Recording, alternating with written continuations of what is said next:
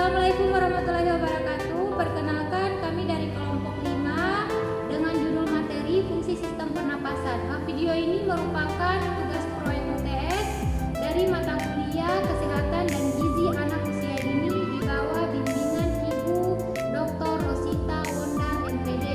Perkenalkan, nama saya Rida Hayana Ribut, NPM 008, saya sebagai pemateri 1. Perkenalkan, nama saya Maula Muksinah Sangaji, NPM 013 sebagai pemateri 2. Perkenalkan, nama saya Sri Rahai Putri, NPM 031, pemateri ketiga. Perkenalkan, saya Dian Pardi, NPM 015 sebagai pemateri keempat. Coba kamu rasakan udara yang keluar masuk dari lubang hidungmu. Pasti tahu ya itu yang namanya bernapas.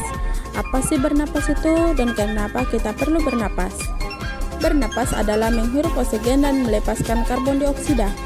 Bernapas sangat penting karena kita membutuhkan oksigen untuk membentuk energi. Kelebihan karbon dioksida juga harus dikeluarkan agar tidak meracuni tubuh. Bernapas adalah proses otomatis atau terjadi tanpa disadari. Karena itu, nggak pernah kejadian kita lupa bernapas. Bahkan saat tidur pun tubuh kita masih bernapas. Udara luar yang mengandung oksigen akan masuk melalui hidung. Di dalam hidung ada rambut-rambut halus untuk mengiring kotoran. Suhu dan kelembapan udara juga akan disesuaikan dengan tubuh. Udara kemudian melewati faring. Faring adalah saluran yang terhubung ke sistem pernapasan dan sistem pencernaan. Dari faring, udara masuk ke laring. Pada bagian atas laring terdapat epiglotif yang akan menutup saat kita sedang menelan makanan. Hal ini untuk mencegah makanan masuk ke saluran napas. Pada laring juga terdapat pita suara yang akan bergetar ketika dilewati udara. Getaran pita suara akan menghasilkan bunyi.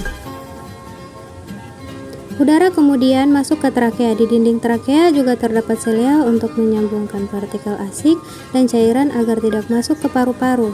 Di bagian bawah trakea bercabang dua menjadi bronkus kanan dan bronkus kiri. Bronkus kanan akan menyalurkan udara ke paru-paru kanan dan bronkus kiri akan menyalurkan udara ke paru-paru kiri.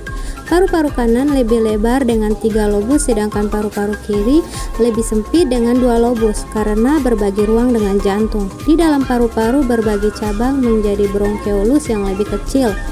Ya, ujung bronkeolus berakhir pada kantung udara kecil yang disebut alveolus. Rata-rata manusia memiliki sekitar 300 juta alveolus. Dinding alveolus sangat tipis, lembab, dan diselubungi kapiler darah. Pada alveolus inilah terjadi pertukaran antara gas oksigen dan karbon dioksida secara difusi. Oksigen dalam alveolus akan dipindah ke alveoler darah untuk kemudian disalurkan ke jantung dan seluruh tubuh sebaiknya. Karbon oksida dalam kapiler darah akan dipindah ke alveolus untuk kemudian dikeluarkan melalui hidung. Paru-paru berada di dalam rongga dada yang dilindungi oleh tulang rusuk antara rongga dada dan rongga perut. Dibatasi oleh otot diafragma. Saat menarik nafas, otot-otot di antara tulang rusuk berkontraksi sehingga tulang rusuk terangkat diafragma yang awalnya melengkung turun menjadi datar. Karena itu paru-paru mengembang dan udara dari luar masuk ke dalam paru-paru.